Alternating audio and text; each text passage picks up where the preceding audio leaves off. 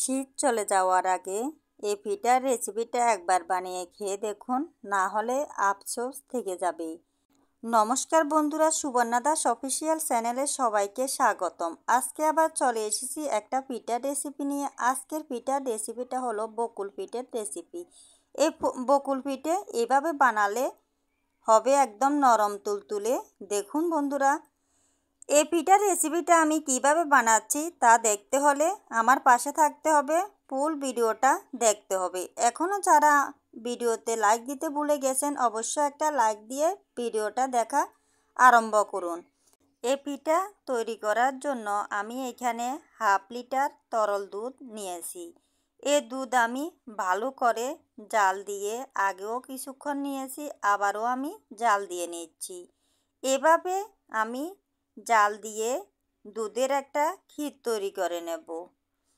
ভালো করে জাল দিয়ে দুধটা নিতে হবে।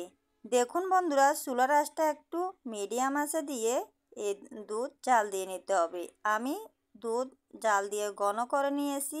এর মধ্যে এবার আমি এলাচ গুঁড়ো দিয়ে দিলাম, আর দিয়ে দিচ্ছি 2 চামচ পরিমাণে চিনি। এবার আমি ভালো করে লাড়িয়ে আবারও দিচ্ছি। এভাবে ভালো করে লাড়িয়ে নিতে হবে ঘন হাতে। আমার এই রেসিপিটা যদি আপনাদের ভালো লাগে তাহলে লাইক কমেন্ট শেয়ার করে দেবেন। আর নতুন কোনো বন্ধু যদি আমার এই রেসিপির ভিডিওটা ভালো লাগে তাহলে অবশ্যই আমার চ্যানেলটাকে সাবস্ক্রাইব করে দেবেন এবং নোটিফিকেশান অন করে দেবেন। যখনই আমি নিত্য নতুন ভিডিও ছাড়বো প্রথমে আপনাদের কাছে পৌঁছে যাবে। দেখুন বন্ধুরা, আমি এভাবে লাতে লাতে ঘন করে একটা ক্ষীরের সন্দেশ করে নিয়েছি। দেখুন একদম, এখানে আমি কোনো ময়দা ব্যবহার করিনি, একদম দুধের ক্ষীর তৈরি করে নিয়েছি। ক্ষীর আমার রেডি হয়ে গেল। আর আমি শক্ত করব না। এবার আমি একটা প্লেটের মধ্যে তুলে নেব। এভাবে আপনারাও এই ক্ষীরটা তৈরি করে নেবেন। দেখুন বন্ধুরা, আমি ক্ষীর নামিয়ে নিয়ে ঠান্ডা করে নিয়েছি। এবার আমি সন্দেশের মতো করে হাত দিয়ে একটু চ্যাপ্টা করে বানিয়ে নিচ্ছি। দেখুন বন্ধুরা, আমি একটা বানিয়ে আপনাদেরকে দেখিয়ে দিয়েছি, আর একটা আমি বানিয়ে আপনাদেরকে দেখাচ্ছি। একইভাবে আমি সব সন্দেশ এই ক্ষীর দিয়ে তৈরি করে নেব। এই পিঠার রেসিপিটা এভাবে বানালে খুবই দুর্দান্ত হয়, মুখে খুবই টেস্ট লাগে। এভাবে আপনারাও একবার বাসায় তৈরি করে দেখবেন, খুবই ভালো লাগবে। দেখুন বন্ধুরা, আমি এভাবে সব সন্দেশগুলো বানিয়ে নিয়েছি। এবার আমি এই সন্দেশের জন্য একটা মিশ্রণ তৈরি করব। এখানে আমি 1 কাপ পরিমাণে ময়দা নিয়েছি, আর দিয়ে দিচ্ছি স্বাদ মতো লবণ, আর দিয়ে দিচ্ছি আমি এখানে 2 চামচের মতো চিনি।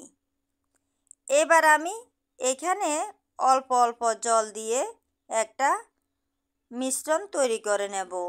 জল আপনারা একসাথে দিতে যাবেন না, তাহলে একদম পাতলা হয়ে যাবে। এই মিশ্রণটা আমি একদম পাতলা করে বানাবো না, একদম ঘনও বানাবো না। কিভাবে আমি এই মিশ্রণটা তৈরি করছি তা দেখতে থাকুন। দেখুন, আমি অল্প অল্প জল দিয়ে এই মিশ্রণটা তৈরি করে নিচ্ছি। এভাবে আপনারাও এই মিশ্রণটা তৈরি করে নেবেন। দেখুন বন্ধুরা, আমি কিভাবে এই মিশ্রণ তৈরি করে নিয়েছি। ভালো করে এই মিশ্রণটা ঘাটিয়ে তৈরি করে নিতে হবে। দেখুন বন্ধুরা, একদম পাতলা না, একদম গাঢ়ভাবে আমি এই মিশ্রণ তৈরি করে নিই। দেখুন আমার মিশ্রণ তৈরি করা হয়ে গেল। এবার আমি একটা পাত্রের মধ্যে শিরা তৈরি করে নেব। শিরা তৈরি করার জন্য এখানে আমি 1 কাপ পরিমাণে জল দিয়ে দিলাম, আর দিয়ে দিলাম আধা কাপ পরিমাণে চিনি। আর এই জলের মধ্যে দিয়ে দিলাম আমি 2-3টা এলাচ ছিঁড়ে, আর একটা তেজপাতা দিয়ে দিলাম। এলাচ তেজপাতা দিলে এর ফ্লেভারটা খুবই ভালো লাগবে। এভাবে ভালো করে লাড়িয়ে আমি শিরা তৈরি করে নেব। শিরা একদম গাঢ়ভাবে তৈরি করব না, আমি পাতলাভাবে এ শিরা তৈরি করে নেব। হাত দিয়ে আপনারা যখনই দেখবেন একটু আঠা ভাব এসেছে তখন এই শিরা আপনারা নামিয়ে নেবেন। দেখুন বন্ধুরা, আমি শিরা তৈরি করে নিয়েছি, একদম গাঢ়ভাবে তৈরি করে নিনি। এই শিরা এবার আমি নামিয়ে ঢাকনা দিয়ে রাখবো। এবার একটা চুলোতে আমি কড়া বসিয়ে দিলাম। কড়া গরম হওয়ার পর আমি এখানে পরিমাণ মতো তেল দিয়ে দিলাম। তেল গরম করে নিয়েছি। দেখুন বন্ধুরা, এবার আমি দুধের যে সন্দেশ তৈরি করে নিয়েছি এই ব্যাটারের মধ্যে এই সন্দেশ আমি ডুবিয়ে নিচ্ছি। এভাবে ভালো করে এই মিশ্রণের সাথে ডুবিয়ে আমি তেলের মধ্যে দিয়ে ভেজে নেব। দেখুন বন্ধুরা, আমি একটা একটা করে তেলের মধ্যে দিয়ে দিচ্ছি। এভাবে এই পিঠা তৈরি করে নিতে হবে। আমি কড়াইয়ের মধ্যে তৈরি করে নিচ্ছি, তাই 4-5টার বেশি দেওয়া যাচ্ছে না। আপনারা ফ্রাই প্যানে তৈরি করলে আরও বেশিও দিতে পারবেন। এভাবে আমি 4-5টা দিয়ে দিয়েছি। এবার কিছুক্ষণ পর আমি এ পিঠা উল্টে দিচ্ছি। এ পিঠা আমি একদম লাল করে ভাজবো না, একটু মিডিয়াম বাদামি কালার করে ভেজে নেব। বাদামি কালার করে ভেজে নিলে পিঠাটা দেখতেও খুব ভালো লাগবে। দেখুন বন্ধুরা, এভাবে এ পিঠা রেসিপিটা তৈরি করে নিতে হবে। কিছুক্ষণ পর পর এ পিঠা উল্টিয়ে লাড়িয়ে দিতে হবে।